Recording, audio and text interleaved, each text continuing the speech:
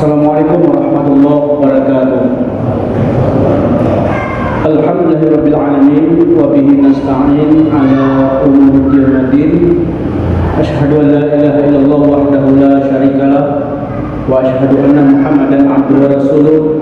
Allahumma shalli wa sallim ala hadan nabiyil karim wa ala alihi wa ashabihi ajma'in. Amma ba'd. Wa qala Allah ta'ala fi kitabihil karim, a'udzu billahi minasyaitonir rajim. Bismillahirrahmanirrahim. Ya ayyuhalladzina amanu qu anfusakum wa ahlikum nar wa quduhan nas wal hijarah 'alaiha malaikatun ghiladun syidad la ya'sunallaha ma amarahum wa yaf'aluna ma yu'marun. Bapak-bapak, ibu kaum muslimin, jamaah sholat isya, tarawih dan witir yang dirahmati Allah, kita bersyukur kepada Allah di mana sampai dengan malam yang ke-16 ini kita masih sehat walafiat, masih diberikan kekuatan oleh Allah kepada kita sehingga kita datang ke rumahnya untuk melaksanakan sholat isya, tarawih dan witir. Semoga ibadah kita diterima oleh Allah Subhanahu wa taala. Sallallahu alaihi wasallam kita memohonkan kepada Allah semoga dicurahkan kepada Rasulullah Muhammad sallallahu alaihi wasallam. Bapak Ibu sidang jalan rahmati Allah, sebagai pengulang kaji pada pertemuan jadwal saya ini, kita hanya mengulang-ulang ayat Allah yang tertera dalam surah At-Tahrim ayat 6 yang barangkali kita semuanya sudah hafal bahkan dengan terjemahannya, namun kita ulang-ulang, semakin diulang semakin lancar. Jamaah rahmati Allah,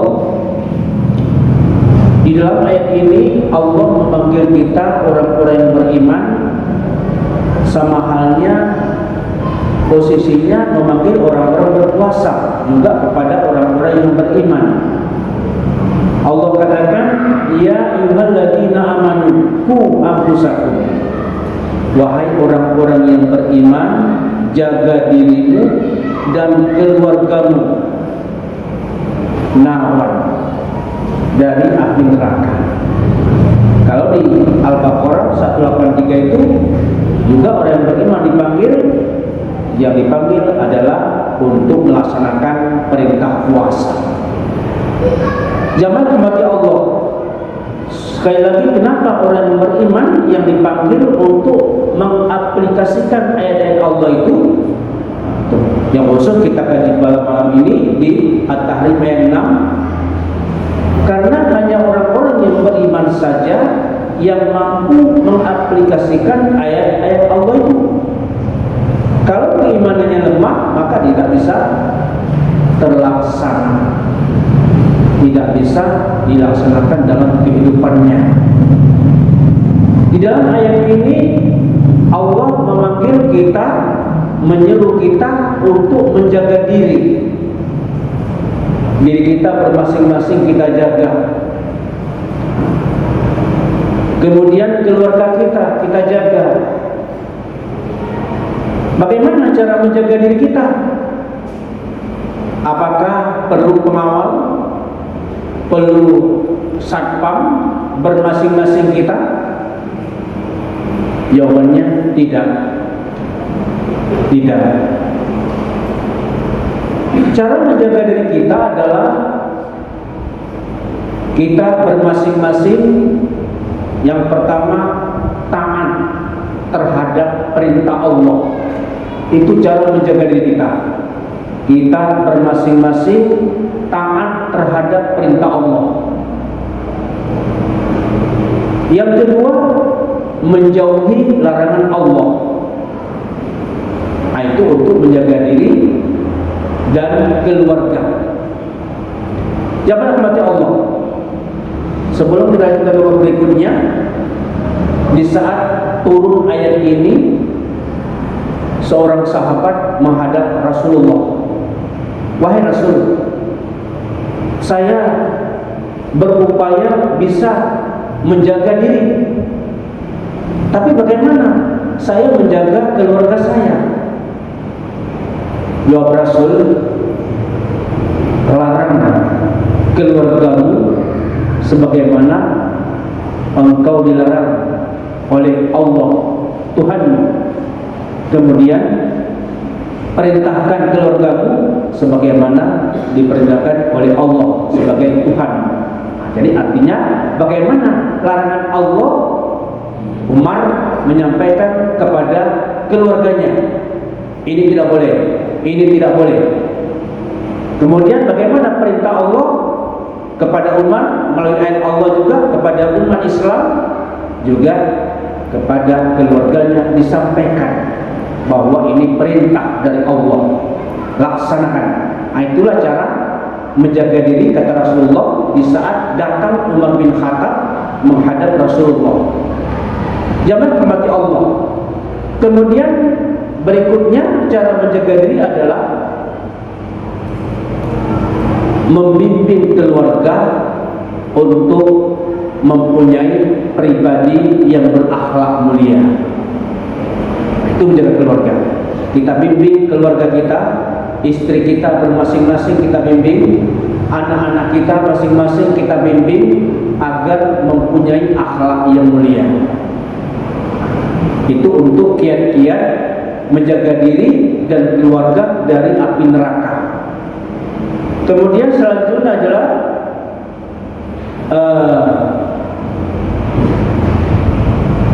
mendidik anak sejak dini. Sejak dini, sejak dari kecil, bahkan dari di saat hamil, mendidik sejak dini dengan kalimat-kalimat thayyibah di saat mengayunkan anak, bukan dengan lagu-lagu yang tidak Islami. Dididik anak-anak mulai dari ayunan, bahkan dari kandungan dididik. Kemudian si ibu sedang hamil tidak memakan makanan yang tidak halal, tidak yang haram, tidak dia makan, tidak yang subhat, dia makan makanan yang halal dan thayyibah. Belanja yang dibawa oleh suaminya dari luar, oleh si istri yang sedang hamil ditanya, ini dari mana sumbernya, kenapa sebanyak ini rezeki pada hari ini, biar jelas. Sehingga anak yang dalam kandungan itu dia tidak disuguhkan makanan yang haram, maka nantinya menjadi dia anak yang baik. Kemudian dia sudah lahir, di saat mengayunkan di ayunan dengan kalimat-kalimat thayyibah, la ilaha illallah Muhammadur Rasulullah, bukan kalimat-kalimat yang tidak baik. Nah, itu cara menjaga keluarga, diri dan keluarga dari api neraka. Jangan kepada Allah. Urutan yang pertama tadi, ketaatan kepada keluarga. Artinya segala bentuk ketaatan yang diperintahkan oleh Allah dalam Al-Quran disampaikan, kemudian dilaksanakan oleh si pribadi bermasing-masing, kemudian disampaikan kepada keluarga. Si orang tua atau si ayah, si ibu atau si istri dari si suami, laksanakan. Umpamanya Allah katakan aqimus sholat, tegakkan sholat. Si suami sholat, tidak pernah tinggal sholat. Si istri sholat, tidak pernah tinggal sholat, kecuali di saat-saat tidak bisa sholat. Bagi ibu-ibu ada waktunya tidak boleh sholat, haram hukumnya dia sholat di saat haid dan nifas. Itu saja. Selebihnya tidak ada alasan. Bagi laki-laki tidak ada alasan di mahkamah Allah, tidak ada. Kecuali bagi anak-anak. Anak-anak, kata Rasulullah, muru sibyanakum li sab'i sinin wadribuhum li 10 sinin. Suruh anakmu melaksanakan sholat apabila sudah berumur 7 tahun. Wadribuhum li 10 sinin, dan pukul apabila sudah berumur 10 tahun juga tidak mau sholat. Tapi kita hati-hati, jangan sampai mencedera, apalagi berhadapan dengan hukum hak asasi manusia, HAM. Di era sekarang ini kita berhati-hati. Nah,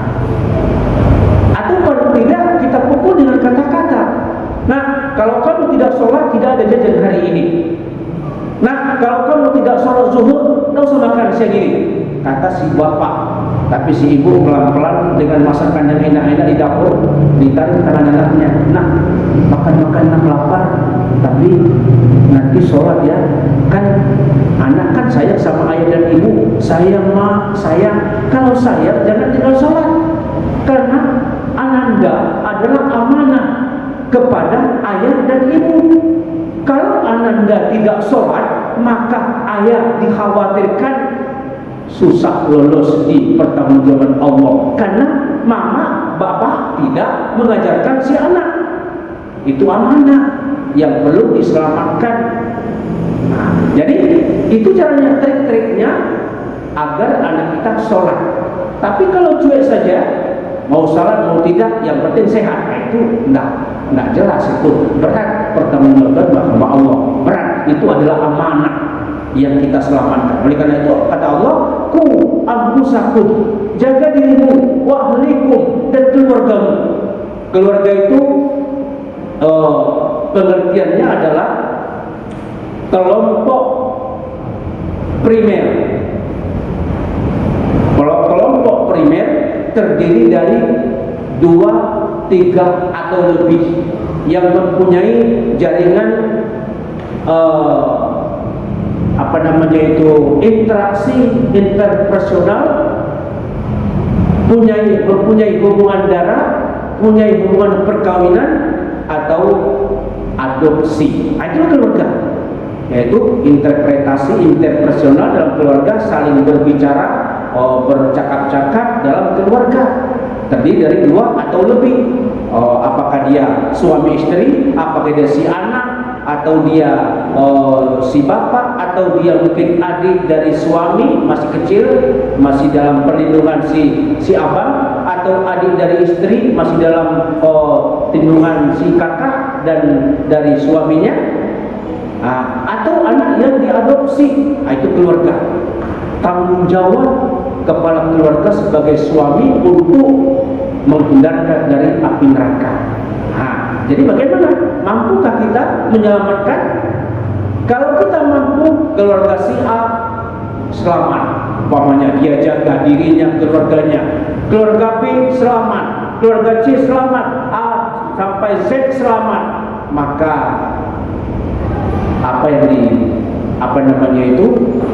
baldatun thayyibatun wa rabbun ghafur itu akan terwujud, karena negeri yang yang penuh keampunan dari Allah. Baldatun thayyibah, negeri yang baik, yang taat kepada Allah, kemudian mendapat keampunan Allah. Tapi kalau negeri yang banyak maksiat, dosa, maka kemarahan Allah akan tiba, akan datang.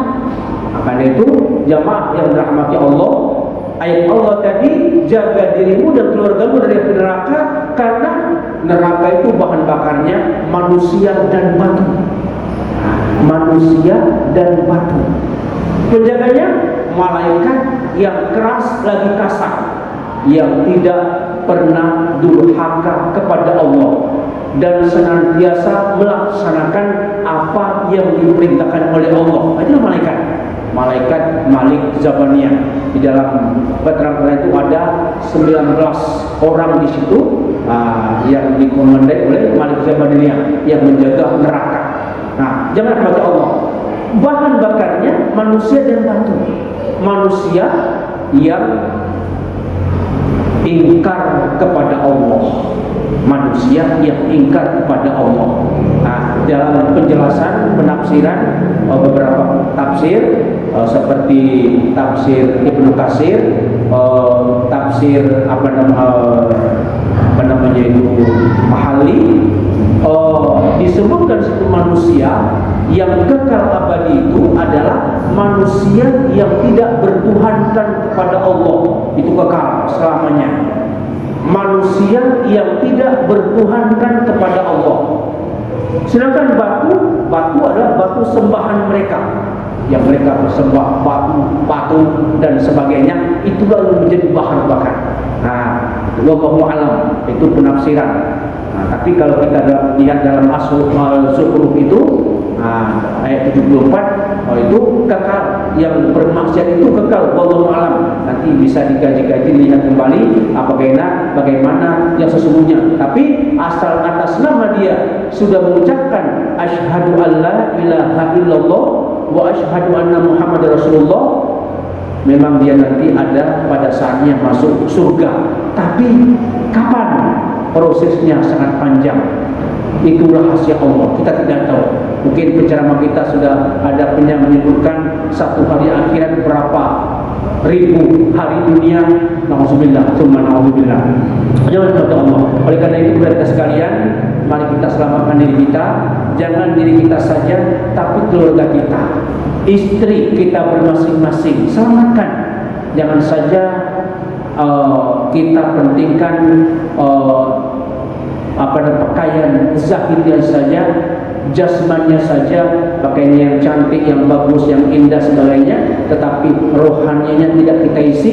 Demikian juga anak-anak umpamanya kita lengkapi kebutuhan jasmaninya saja, rohaninya tidak kita isi, tidak kita perintahkan sholat dan sebagainya, maka itu nantinya si bapak atau suami yang taat kepada Allah itu akan menjadi masalah di mahkamah Allah. Si anak bisa menuntut Allah, ya Allah, Engkau maha adil, hari ini tegakkan keadilan. Ayah saya, ibu saya tidak pernah mengajak saya untuk beribadah kepadamu, ya Allah. Nanti akan ada. Tapi kalau sudah kita laksanakan tugas kita, nak sholat subuh, kita bangunkan dengan berbagai macam cara. Apakah itu kita oles matanya, di air di matanya dan sebagainya, dengan berbagai macam cara agar anak kita itu melaksanakan sholat subuh tepat waktu. Anak-anak kita yang kuliah di jauh di sana, kita telepon, kita WA, kita SMS.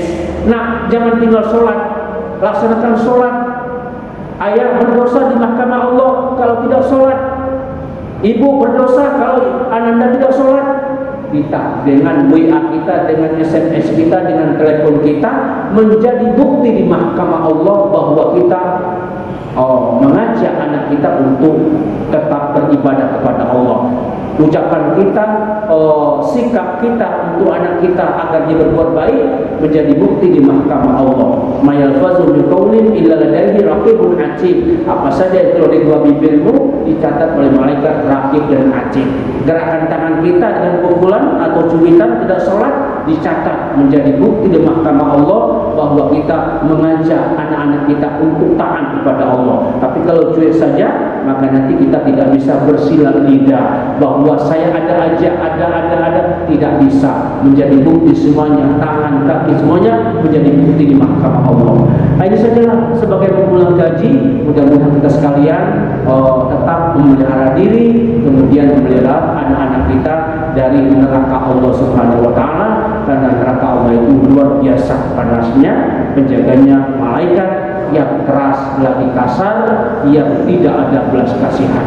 Demikian saja, mudah bermanfaat kepada kita sekalian, terutama kepada saya yang menyampaikan.